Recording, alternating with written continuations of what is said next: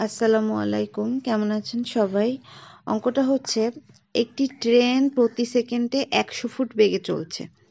হ্যাঁ, এক ব্যক্তির বন্দুকের গুলির বেগ সেকেন্ডে হচ্ছে 200 ফুট।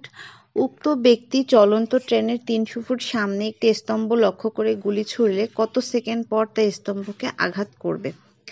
হ্যাঁ, তো এখানে হচ্ছে প্রথম মানে গুলির যে আপেক্ষিক বেগ এটা বের করতে হবে।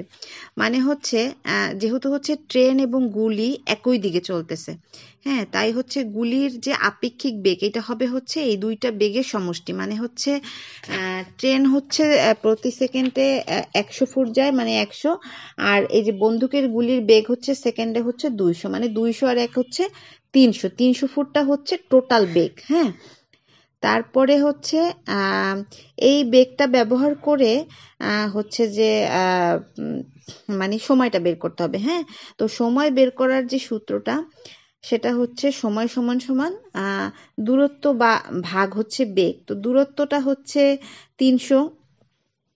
হ্যাঁ, দূরত্বটা হচ্ছে 300 আর বেগও হচ্ছে 300। হ্যাঁ, যেহেতু এখানে বলা আছে যে উক্ত ব্যক্তি চলন্ত ট্রেনের 300 ফুট সামনে একটি স্তম্ভ লক্ষ্য করে গুলি ছুড়লে কত সেকেন্ড পর তা স্তম্ভকে আঘাত করবে।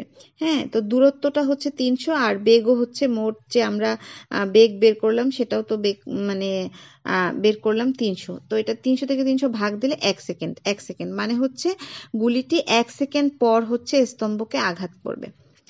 হ্যাঁ, তো আশা করছি সবার ভালো লেগেছে। সবাই ভালো থাকবেন। আল্লাহ হাফিজ।